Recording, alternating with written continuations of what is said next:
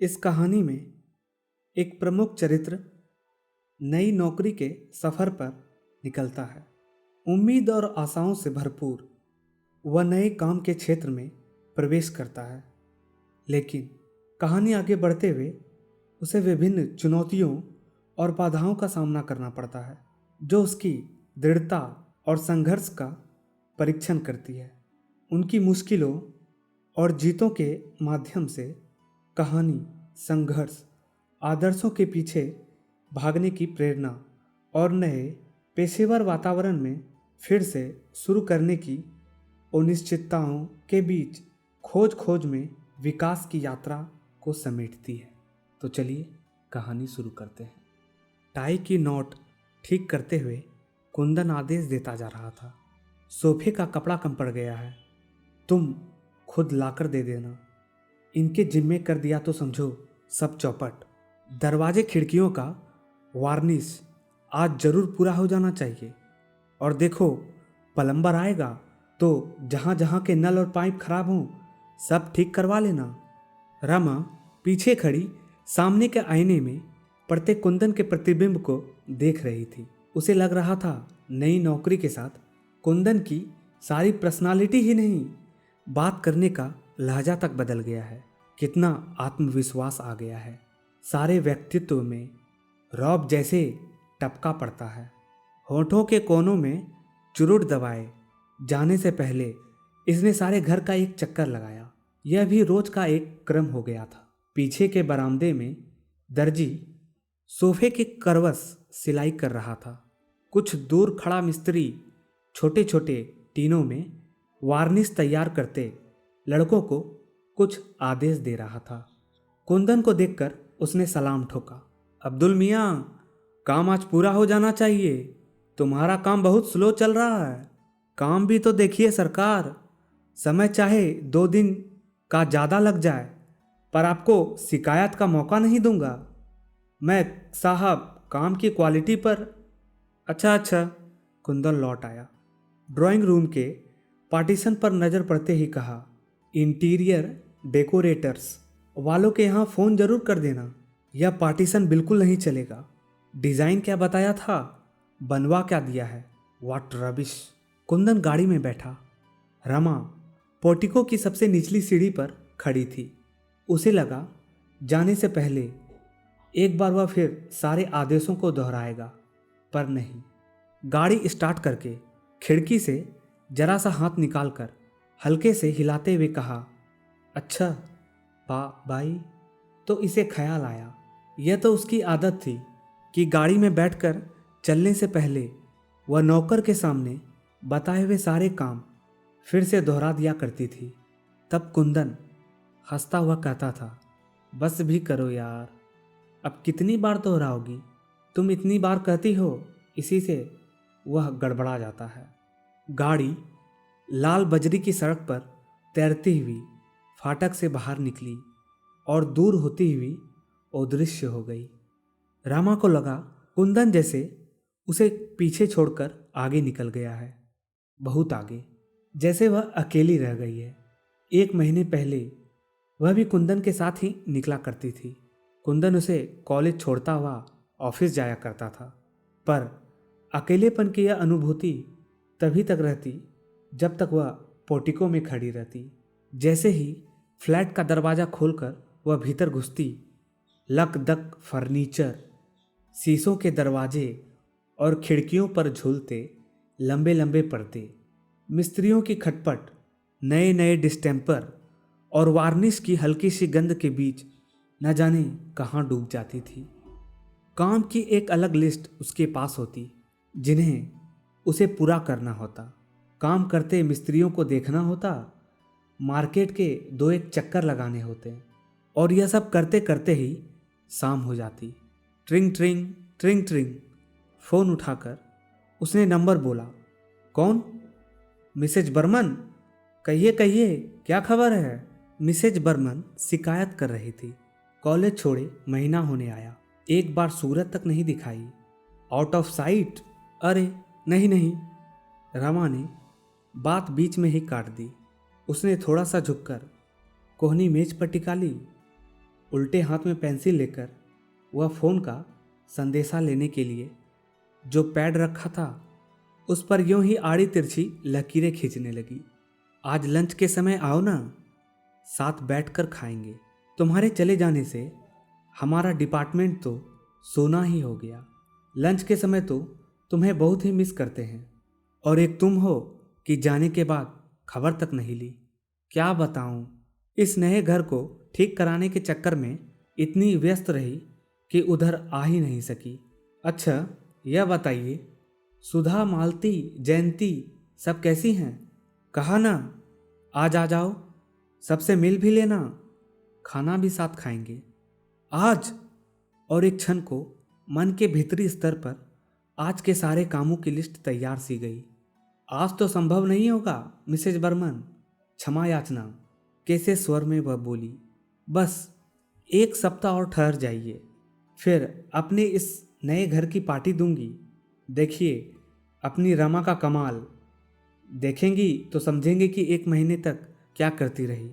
फिर और दो चार इधर उधर की बातें और हल्की फुल्की सी मजाकें हुई और रमा ने फ़ोन रख दिया। फ़ोन रखने के बाद नए सिरे से इस बात का बोध हुआ कि कॉलेज छोड़े उसे 28 दिन हो गए। जाना तो दूर, उसे कभी ख्याल भी नहीं आया वहाँ का। आश्चर्य के साथ साथ उसे थोड़ी सी ग्लानि भी हुई। वह क्यों नहीं गई, कैसे रह सकी बिना गए। आज बर्मन का फ़ोन नहीं आता तो पता नहीं और भी कितने दिनों तक उसे उधर का ख्याल ही नहीं आता।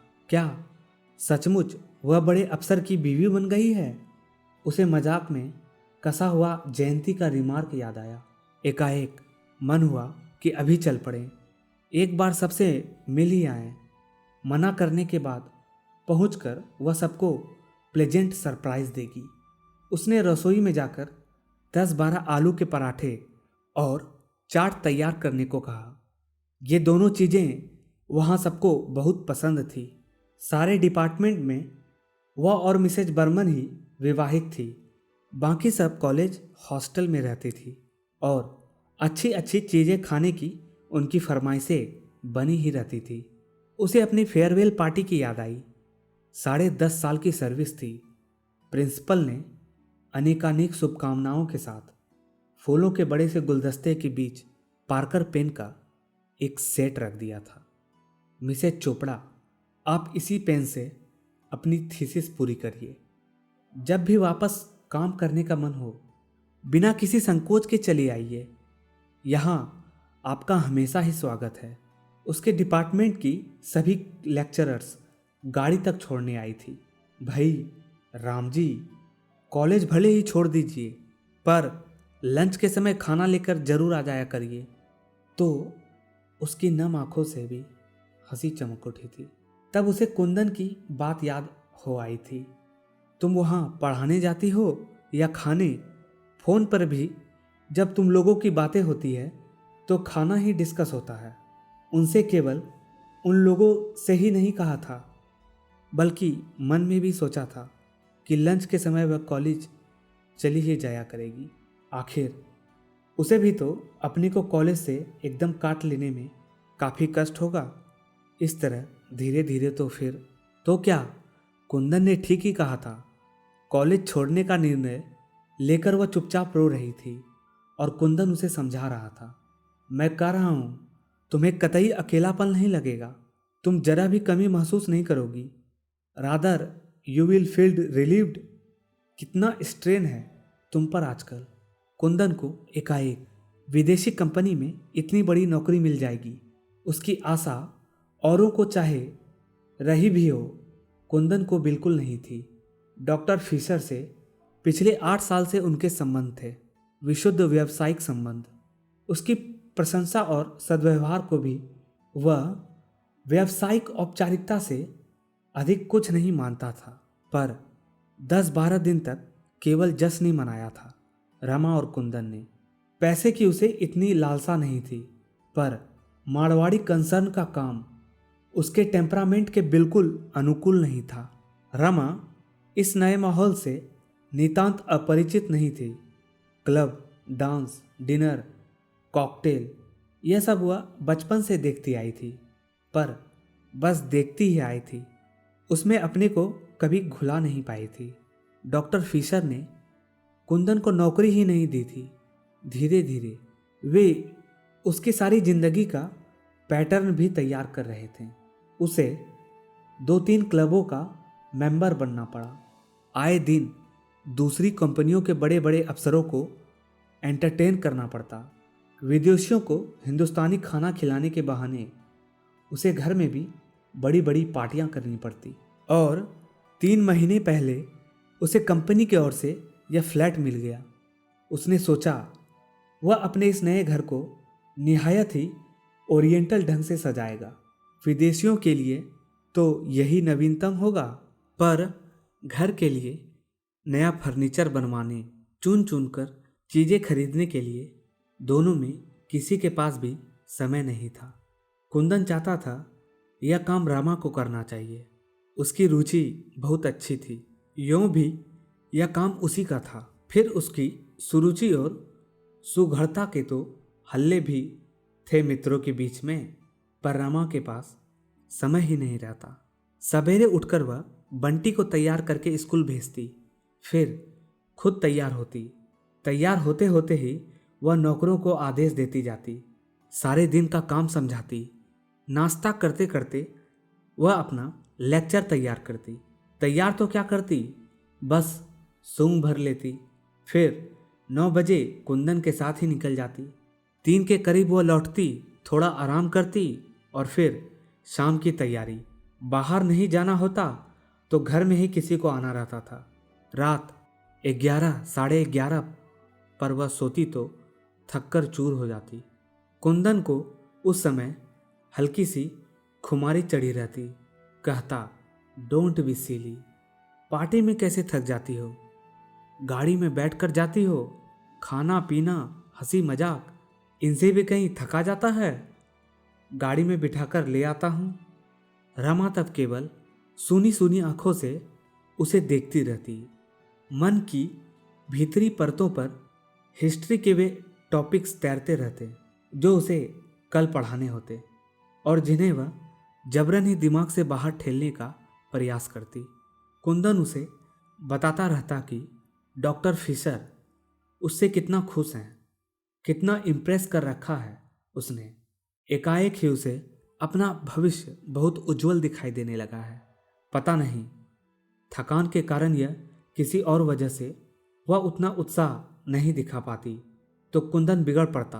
क्या बात है, देखता हूँ तुम्हें कोई दिलचस्पी ही नहीं है मेरे राइज में। यू सीम्स टू बी, क्या बेकार की बात करते हो, मुझे नींद आ रही है। कभी कुंदन फोन पर कह देता कि ठीक 7:30 बजे तैयार होकर रहना और आकर देखता है कि वह तैयार हो रही है तो बिगड़ पड़ता है। रमा, तुम्हें टाइम की सेंस कब आएगी? कभी घर पर खाना होता और कोई कसर रह जाती तो रात में बड़े संभाल कर कहता, मैं यह नहीं कहता कि तुम खाना बनाओ, 3 नौकर तुम्हारे पास हैं, पर जरा सा देखभर लिया करो। ऐसे मौक़ों पर रमा कुछ नहीं कहती। उस दिन कॉलेज में रमा को एक पेपर पढ़ाना था। उसने खुद ही ऑफर किया था। सोचा था इसी बहाने एक टॉपिक तैयार हो जाएगा, पर बिल्कुल भी तैयार नहीं कर पाई। रात में लेटी तो रोना आ गया। मुझसे यह सब नहीं निपटा। लौटकर बिना कपड़े बदले ही कटे पेड़ की तरह पलंग पर गिरकर उसने कहा, क्या नहीं निपटा? यह रवैये मेरे बस का नहीं है। कितनी गिल्टी फील करती हूँ, बिना तैयारी किए पढ़ाना। लगता है लड़कियों को चीट कर रही हूँ। 2 घंटे का समय भी मुझे अपने लिए नहीं मिलता। कुंदन सोच रहा था रात में रामा के साथ वह एक एक कमरे को अरेंज करने की योजना बनाएगा। कलर स्कीम के लिए उसने जेंसन निकलस वालों से बात की थी। रमा की बात सुनी तो चुप रह गया। बंटी की रिपोर्ट देखी, हमेशा फर्स्ट आया करता था, इस बार 7th आया है। बगल में लेटकर रमा को अपनी ओर खींचते हुए कुंदन ने बहुत प्यार भरे लहजे में कहा, तो तुम उसे पढ़ाया करो। कब पढ़ाया करूं, तुम ही बताओ। शाम को 5 से 7 बजे का जो समय मिलता है उसमें वह खेलने जाता है। तो तुम ही बताओ मैं क्या करूं? बालों में हाथ फेरते हुए कुंदन ने बहुत ही मुलायम स्वर में पूछा। कल मुझे पेपर पढ़ना है। 15 दिन पहले टॉपिक मिला था, एक लाइन भी नहीं लिखी है। अब कोई झूठा बहाना ही तो बनाना पड़ेगा। कुंदन की उंगलियां बालों पर से उतरकर गालों पर फिसलने लगी।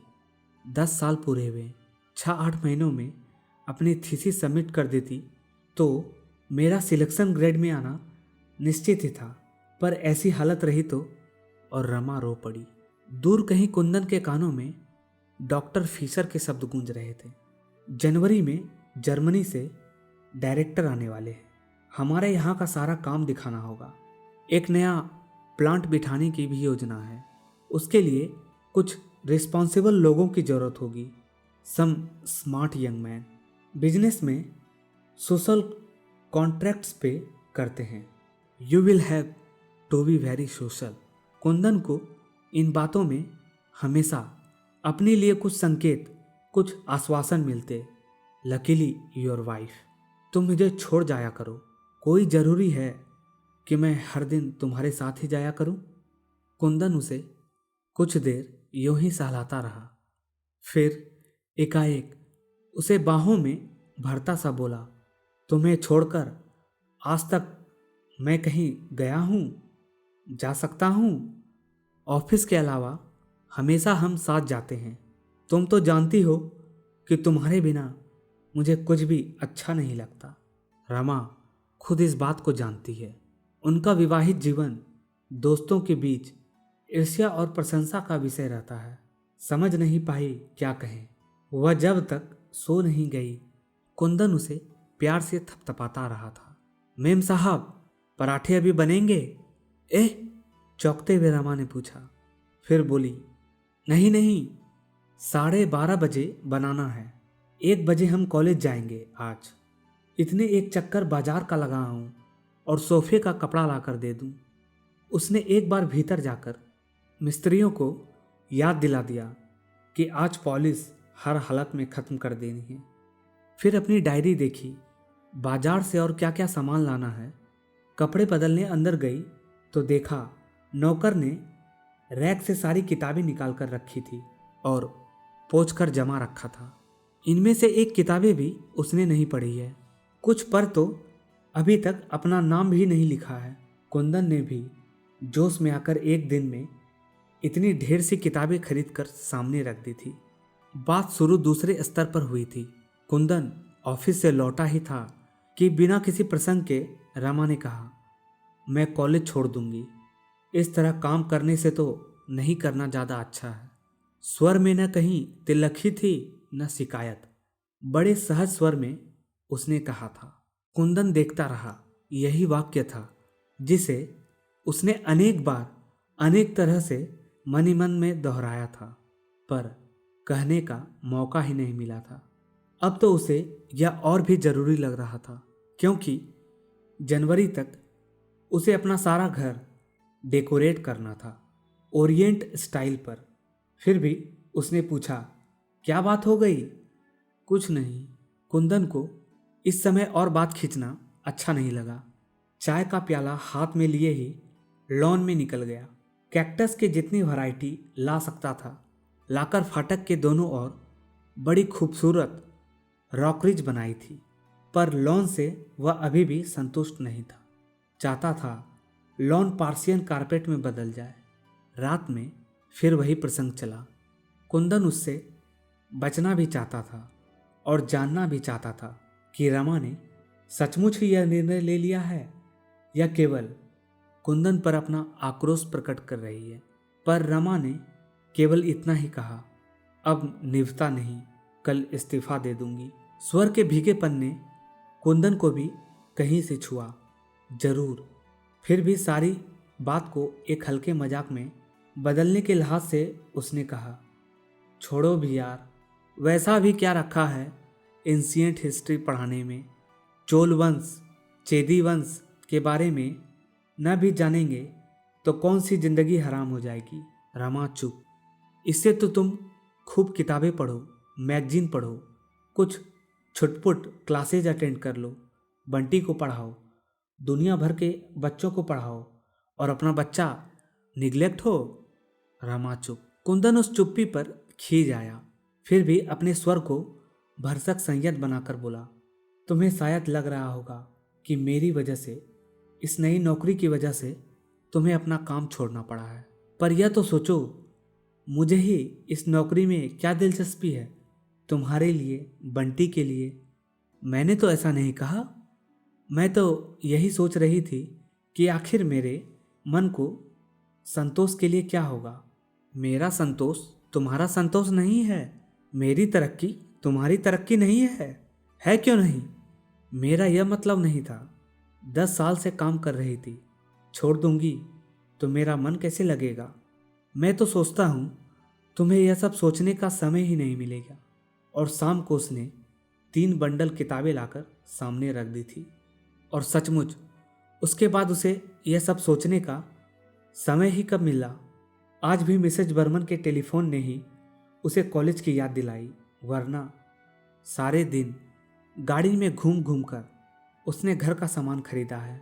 पर्दों के लिए उसने लूम वालों से यह तय किया कि 40 गज कपड़ा बनाकर वह उस डिजाइन को नष्ट कर देंगे, जिससे वैसे पर्दे और कहीं देखने को भी न मिले। डिज़ाइन भी उसने खुद पसंद करके बनवाया था। राजस्थान की किसी रियासत का बहुत सा सामान नीलाम हुआ था। कितने दिनों तक वह वहाँ जा जाकर बैठती थी। पुरानी पेंटिंग्स, झाड़ फानूस और भी सजावट की छोटी मोटी चीज़ें उसने खरीदी थी। आज दरवाज़ों का पॉलिश समाप्त हो जाएगा तो सारा सामान जमाना है। डायरेक्टर मुंबई आ गए हैं, अगले सप्ताह तक यहाँ आ जाएंगे। तब तक वह सब जमा लेगी। इंटीरियर डेकोरेटर्स वालों के यहाँ से एक आदमी बराबर आता रहा है। तभी उसे फ़ोन का ख्याल आया। लाइन इंगेज थी। वह बाहर जाने के लिए निकल ही रही थी कि टेलीफोन की घंटी बजी। रमा ने रिसीवर उठाकर अपना नंबर बोला। ओह, मैं सोच रहा था तुम कहीं मार्केट के लिए नहीं निकल गई हो। बस निकल ही रही थी। सुनो डार्लिंग, लंच पर मेरे साथ एक साहब होंगे, यहीं के हैं। बहुत फॉर्मल होने की ज़रूरत नहीं है, बस ज़रा सा देख लेना। डायरेक्टर को फ़ोन किया था, पर लाइन नहीं मिला। लौटकर फिर करूँगी। ओके। खट। रसोई में जाकर रमा ने कहा, थोड़ी सब्जियां उबाल कर इन उबले हुए आलूओं में मिला दे। पराठे नहीं बनेंगे, वेजिटेबल कटलेट बना देना। फिर उसने फ्रिज खोलकर देखा, सब कुछ था। जब वह कॉलेज जाती थी तो कुंदन का लंच ऑफिस जाता था, पर आजकल वह लंच के लिए घर ही आता है। 1 तारीख लंच के लिए कुंदन आया। जब भी वह घर आता एक बार सारे घर का चक्कर लगाता, नई साज सज्जा को हर एंगल से देखता और उसके चेहरे पर एक संतोषमय गर्वयुक्त उल्लास चमकने लगता। कभी कभी इसी उल्लास में रमा को बाहों में भरता हुआ कहता, यू आर रियली वंडरफुल। यूं खुले में चूमने की मर्यादा वह तोड़ नहीं पाया था। उसी से केवल उसे दबाकर छोड़ देता। पूरा चक्कर लगाकर बोला, I think everything is in tune. क्यों? कलफ लगा नैपकिन फड़फड़ाता हुआ उसकी गोद में फैल गया। अब कोई आए मुझे चिंता नहीं। 5 तारीख को डायरेक्टर आ रहे हैं। मैं इस बार एक बड़ी पार्टी घर पर ही करूँगा। रमा खाती भी जा रही थी और उसकी प्लेट का ध्यान भी रख रही थी। जो चीज़ें खत्म हो जाती रख देती। बस यार, वो रोग पटकना है कि डायरेक्टर की नज़रों में जम जाऊं। एक बार ये लोग इम्प्रेस हो जाएं तो रास्ता साफ है। डॉक्टर फिशर तो जब भी कोई मौका आएगा मेरे फेवर में ही राय देंगे। रमा कुंदन के बच्चों जैसे पुलकमय आवेश पर मंद मंद मुस्कुराती रहती। मेम साहब, आपका फ़ोन है। किसका है? बोलो बाद में करे। मेम साहब इस समय लंच ले रही है। कुंदन इस समय रमा को वह सारी बातें सुनाना चाहता था जो आज उसके और फिशर के बीच हुई थी। कितने स्पष्ट थे सारे संकेत। फिर भी वह अपने अनुमानों का रमा से समर्थन करा लेना चाहता था। कॉलेज से मिसेज बर्मन का है। बैरा लौटने लगा। अरे ठहरो। और रमा एकदम उठ खड़ी हुई। बातें शुरू हुई तो वह भूल गई कि कुंदन खाने की मेज पर बैठा है और वह खाना बीच में ही छोड़कर आ गई। अरे डार्लिंग आओ ना। तुम औरतों का भी बस एक बार चरखा चल जाए तो खत्म ही नहीं होता। रमा लौट ही रही थी। चरखा क्या, कोई इतने अपनेपन से बुलाए तो मैं ठीक से बात भी न करूं? यह भी कोई बात हुई भला? अच्छा अच्छा, अब अपना खाना खत्म करो। तुम्हारा हो गया तो तुम उठो ना। नो नो, यह कैसे हो सकता है भला? खाने के बाद कॉफ़ी लेकर इजी चेयर पर आराम करते हुए कुंदन ने सिगरेट सुलगा ली और गोल गोल छल्लों के रूप में धुआं उलगाता रहा। फिर रोज की तरह 5 मिनट के लिए आंखें मूंद ली। रमा अखबार पलटने लगी। अब चलें? झटके से कुंदन उठ खड़ा हुआ। कोट उठाया तो तनख्वाह की याद आई। भीतर की जेब से नोटों के 2 बंडल निकाले, एक बड़ा दूसरा छोटा। अरे यह क्या, तनख्वाह ले आए? आज क्या पहली तारीख हो गई? रमा को आजकल तारीख और दिनों का कुछ ख्याल ही नहीं रहता। ये आया बैरा और खानसामा के हैं। 80, 80 और 100। छोटा बंडल बढ़ाते हुए कुंदन ने कहा। रमा ने बंडल ले लिया। और यह तुम्हारा है। फिर जरा सा झुककर बोला, अब जो मुनासिब समझो इस गुलाम को 5 सिगरेट के लिए दे देना। और हंस पड़ा। रमा भी मुस्कुरा दी। बा बाई। और लाल बजरी की सड़क पर तैरती हुई कुंदन की कार रमा को वहीं छोड़कर आगे चली गई। तो आज की कहानी में इतना ही। फिर मुलाकात होगी एक और नई कहानी के साथ। तब तक के लिए धन्यवाद।